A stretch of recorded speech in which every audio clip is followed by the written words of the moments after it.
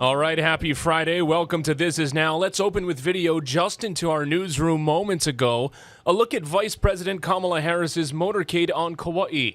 The Vice President and the second gentleman, Doug Emhoff, landed on the Garden Isle on Monday, and sources tell us they'll be in the islands for a 10-day vacation. All right, we have even more breaking news, new images coming into our newsroom. This is a live video feed coming from our sister station, WESH. As you can see right there, the camera's tilting away, getting a little jerky there, but there is a small plane crash. I don't know if you saw that right there in Orlando. Small plane crash happened just about 2 hours ago there in the Orlando area. No one was hurt. For those familiar, that's in the University Boulevard area of Orlando. Yep, happened around 4 Eastern. No one hurt. We'll keep following that story here from the H&N Digital Center. But for now, let's get over to some other top stories. That's right. The son of HPD's new chief is in trouble again. Lynn Kawano has the latest details. Yeah, we'll bring in Lynn into the H&N Digital Center to talk about a couple of big stories. We want to start with what's breaking today. HPD's new chief, Logan, his son, arrested again. Lynn, what's going on there? Zane Logan is the adult son. He's 36 years old, the adult son of Chief Joe Logan. He was arrested overnight. We're not sure yet how police encountered him, but he did have 3 outstanding warrants, and these are warrants tied to a previous arrest that we've reported on earlier this year, just weeks after Chief Joe Logan was named as the new HPD chief. His son was arrested. It was days after, really. It was a theft case, a burglary case, and an assault case. All of those were in the process going through the court system. Recently, Zane Logan was able to bail out, and so he was out on bail, but he missed a court date. And so he was picked up for these warrants, outstanding warrants, 3 $20,000 warrants is what I'm told, and he is back in custody at HPD. The reason this was controversial, and we get it, he's an adult son of Chief Logan, but the reason this was called controversial was because there was some secrecy involved in the initial arrest, not on Chief Logan's part. He wasn't chief yet, but on the previous administration, the interim chief's administration had posted on there, do not post to the media, was trying to keep it secret.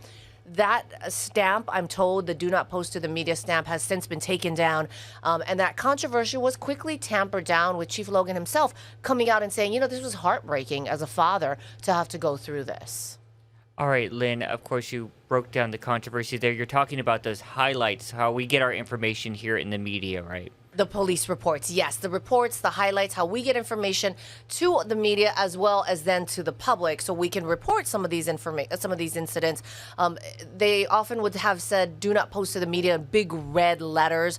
And that was usually reserved for things like sex assault, obviously, sometimes homicides, bigger cases. This was a theft, assault, a burglary, and so there was no need to keep it from the media or keep it from the public. So that was the controversy surrounding that. This time, I don't think any of those courtesy calls were made. Again, Chief Logan has been sworn in as chief now, and I think things have changed when it comes to how those highlights are reported to the media. Yeah, I went down to the police station today. His name was on the arrest logs, just as any other suspect would be. So we can say that for sure.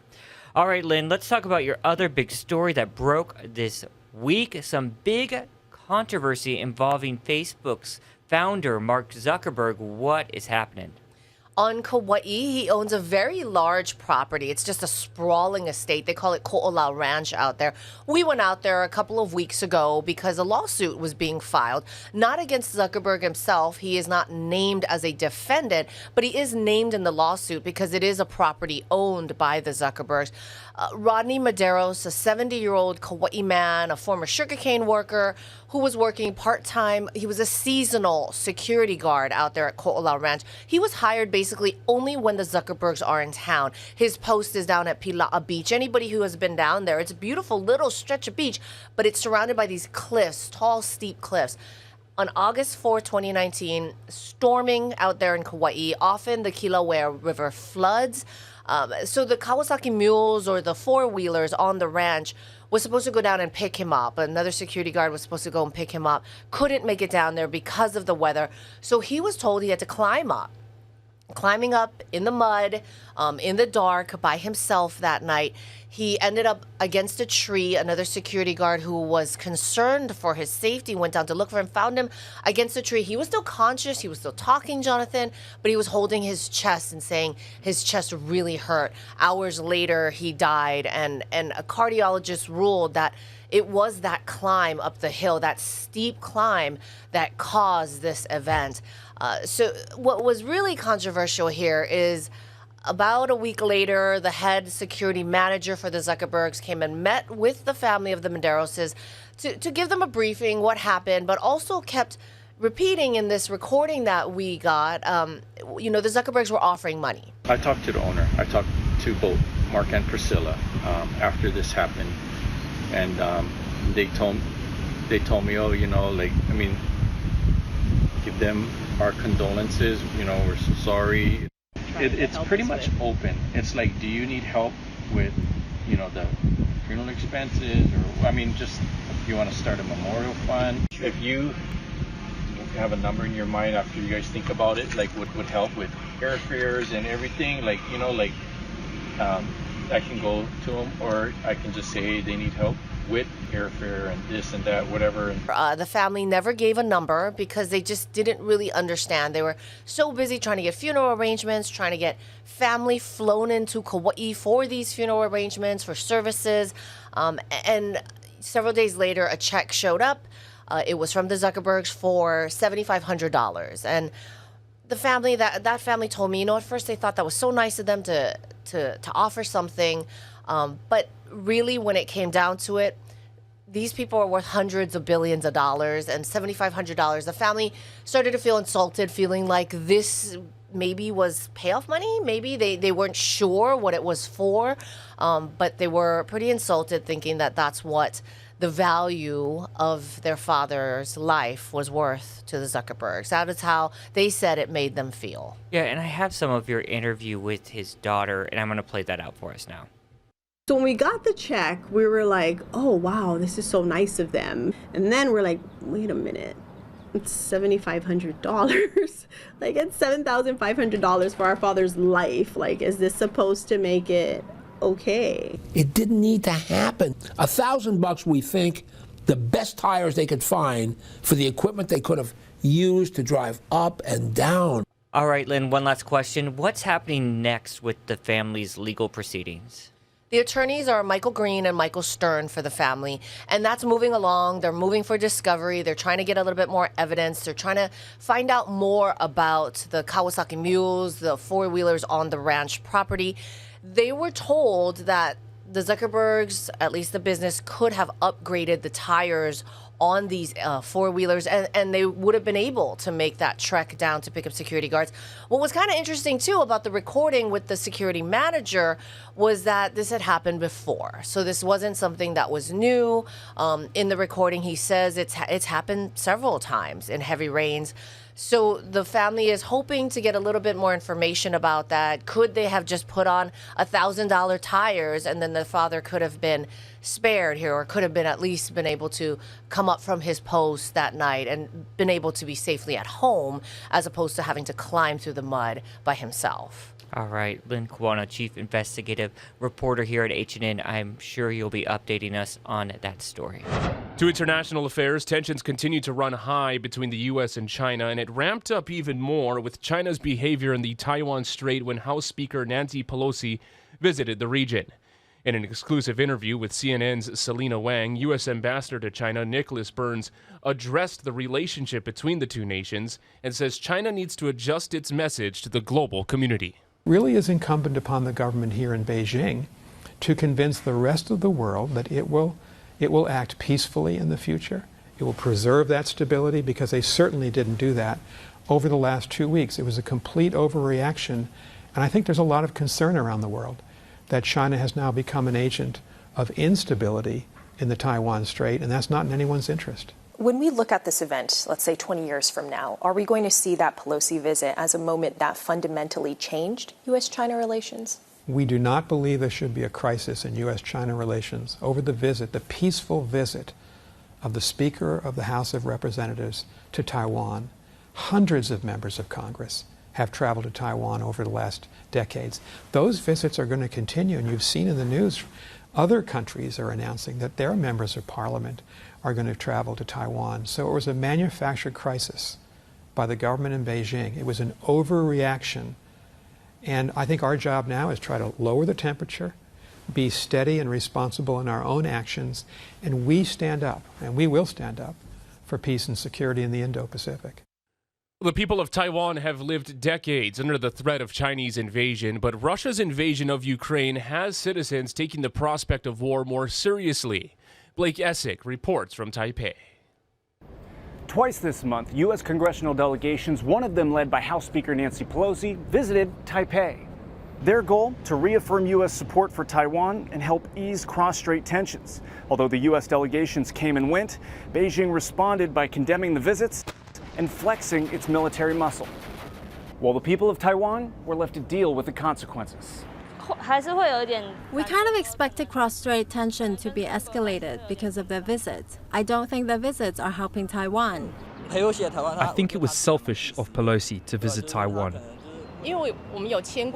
Since there is the Taiwan Relations Act, maybe they are visiting to reassure us that they stand with us.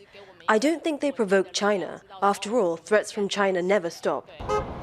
Despite the constant threat of a forceful reunification from China, take a look around. Life here continues. The shopping district is packed. Restaurants are full, and while some people are concerned, the mood here is surprisingly calm. We can't rule out the possibility of them to attack Taiwan. Being worried isn't helpful. I don't think China dares to really attack Taiwan.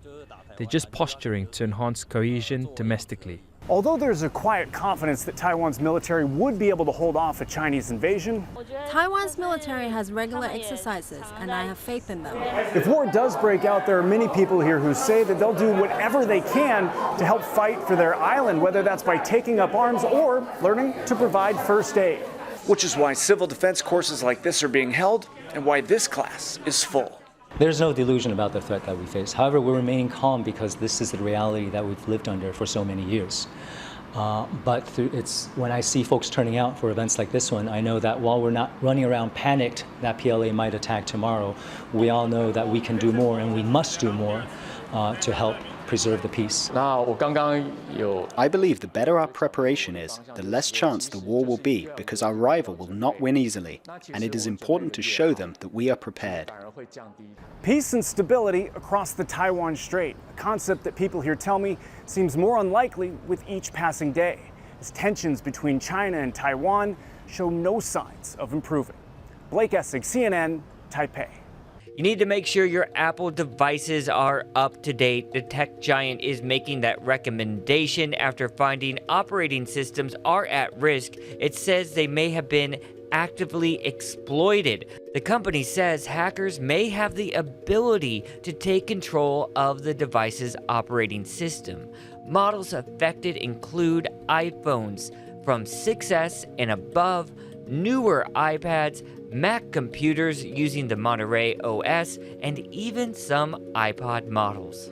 There's a new tool in the works to help consumers find out what airlines owe when your flight is canceled or delayed. The U.S. Department of Transportation is creating a new interactive dashboard where travelers will be able to find, quote, easy to read, comparative summary information on the services or amenities that each of the large U.S. airlines provide when the cause of the cancellation or delay was due to circumstances within the airline's control.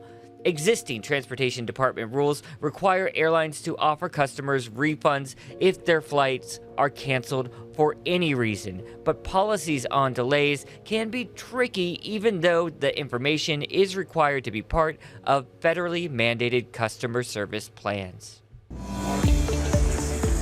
Let's continue to unravel your travel right here from the H&N Digital Center. Mark, you got some news coming to us from Disneyland, right? Yes, the so-called happiest place on earth. Now, heads up for anyone planning a fall Disneyland trip. Prime access is going to cost a little bit more.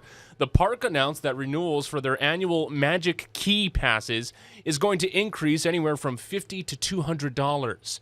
The passes offer free or discounted parking and a service to skip the line along with merchandise and dining discounts. I mean, seeing how the economy has progressed lately, I mean, you would expect something like that in one of the world's biggest parks. We've been calling it inflation vacations all summer long.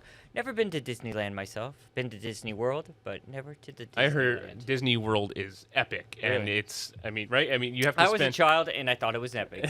So I think at the age I would have thought any amusement park was. Yeah, when I hear about Disney World vacations now, it's my understanding you need to plan at least for like 10 days. It's not just a 2 or 3 day expedition. That's where those passes come in handy. Mm-hmm. All right, want to take you live outside to the mainland. This is coming to us from New Hampshire. You don't often think of New Hampshire's beaches, but that's Hampton Beach right there. See some ATVs having some fun out there as well. Just looked up the temp, 86 degrees there as we take this live look. 88 degrees here on Oahu right now. Let's see how that weekend's going to go. Here's Guy Hoggy.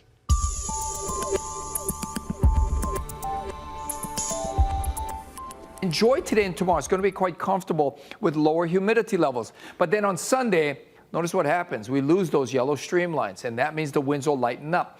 And those soft winds are going to dominate most of next week as well. So it's going to be another extended stretch of hot, humid weather, and that starts on Sunday. So enjoy today and tomorrow. It's going to be quite pleasant. There will be lots of sunshine, though, so get ready with the sunblock for sure.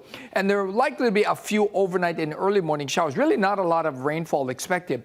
Although on Monday, a disturbance expected to move in with a few more showers, especially for the east end of the state. We're still not talking about enough rain to get us out of the drought, but we'll take whatever rain we can get. And then after that, just some spotty afternoon showers are all we can hope for and expect, although there could be some isolated downpours. Again, significant rainfall not expected, although Monday might be a little bit soggy.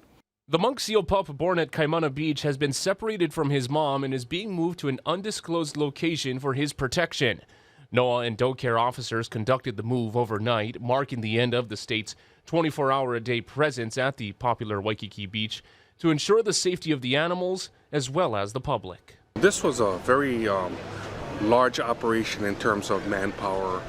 Our Oahu branch has been tasked 24 hours a day, 7-day operations for about the last 2 weeks. And pretty much all of the Oahu branch officers have been assigned to this duty at one time or another, some more than others. This has caused us to divert some of our priorities and make this the operational focus. The unprecedented law enforcement overwatch operation began on August 3rd after a swimmer encountered the monk seals while in the water. Officials said Rocky, the monk seal's mother, had bitten the swimmer and caused minor injuries. DLNR had a section of the beach cordoned off and were keeping people at least 150 feet away. What do you say we take a look at what cyberspace is talking about? Here's some of your trending online stories, and a lot of people talking about this fast food news. And for good reason. Yeah, and we love our fast food news here at This Is Now. McDonald's stepping up its chicken sandwich game. Yeah, the fast food chain announced it's testing out this chicken version of the Big Mac. Instead of beef, the sandwich is featuring tempura chicken patty, with that all too familiar special sauce, lettuce, cheese, pickles, and of course you can't forget that sesame seed bun. They've been sold in the UK for a while now. They've been testing it out there. Now it's going to go to Miami for a test run. And if it's a hit there, we could see these nationwide very soon. I'd give it a shot. 2 chicken patties, and you said, what was the last time you had a Big Mac? Childhood age, about the same time when I went to Disney World. Yeah. What an exciting trip you had. I know. I don't know if it was the same trip, but yeah, it was around that time period. We'll be keeping an eye out for the chicken Big Mac. In other news, talking about some great cars right here. If you're in the market for a vehicle, how does a $5 million convertible sound? Bugatti revealed what could be the world's priciest and one of its fastest cars. We're talking 1,600 horsepower. It's called the W16 Mistrial. Only 99 have been made. All are spoken for. The last time Bugatti claimed to have the fastest convertible in the world, 2013. It was a vehicle that went 254 miles an hour. Very sleek. I can easily say neither of us are one of those lucky 99 people who had the money. Yeah, and I'm more of a truck guy anyway, so I'm not really too interested in the convertible. All right, too low to the ground. Have to race. Okay, guys, some big space news coming in your good news now. NASA is set to do a mission to the moon. Yep, the rocket's in place at Cape Canaveral. Michael George fills us in on what's going on.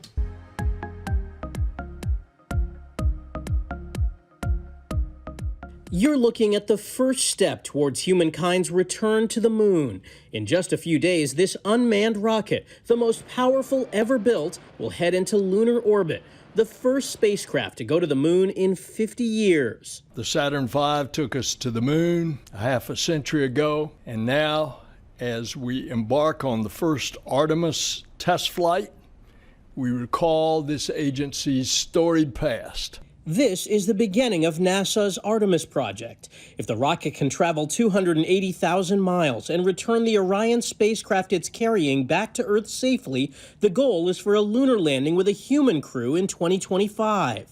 It's a future where NASA will land the first woman and the first person of color on the moon. And on these increasingly complex missions, astronauts will live and work in deep space. Friday, NASA announced it plans to land astronauts on the moon's south pole, where some parts of the surface haven't seen sunlight in billions of years. This is a new part of the moon. It's a place that we've never explored. It's a long way away from the Apollo site. And it doesn't end there. NASA wants to develop technology for humans to live and work on the moon, with the eventual goal of reaching Mars, a far-off dream that starts with Artemis 1's launch from Florida on August 29th. Michael George, CBS News, New York. Exciting stuff on the moon there coming our way, but even more exciting stuff coming our way in just a few minutes, really, in the world of sports. That's right. Finally, about half an hour, our Hawaii team takes the field for the next round of the Little League World Series. Gerald Oda's club facing a team from New York's Massapequa coast, and they're looking to keep the bats red hot. Team Hawaii mercy ruled Washington earlier this week, so maybe it'll be another quick game. First pitch scheduled for 1 o'clock Hawaii time. Now, there are some stakes attached. In a deal with the Nassau County executive, Honolulu Mayor Rick Blangiardi announced on social media yesterday, wagering a case of Hawaii macadamia nuts if Team Hawaii loses. So we'll be sending that pretty pricey to New York, right? That is a great gift.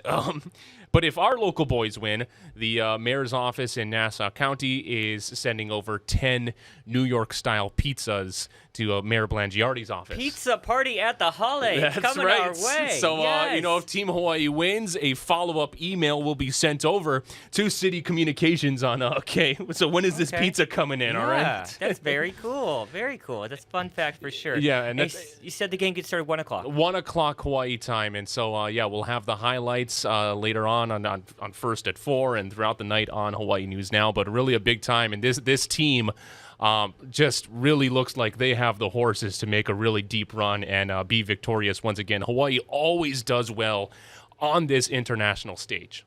All right, guys, we'll have to wait and see. Everyone be rooting for our team there. Yep. As Mark just mentioned, we'll have the latest on the game coming up at first at 4 on KHNL. Mark is on the desk solo today. Thanks for filling in for Ashley here on This Is Now, my friend. Don't forget we're podcasting here all the time at Hawaii News Now. All you have to do, search Hawaii News Now. Wherever you get your podcast, you're going to see a lot of options there. Check it out and go ahead and leave us a review and tell us how you like it. Have a good one and a wonderful weekend. Happy Aloha Friday.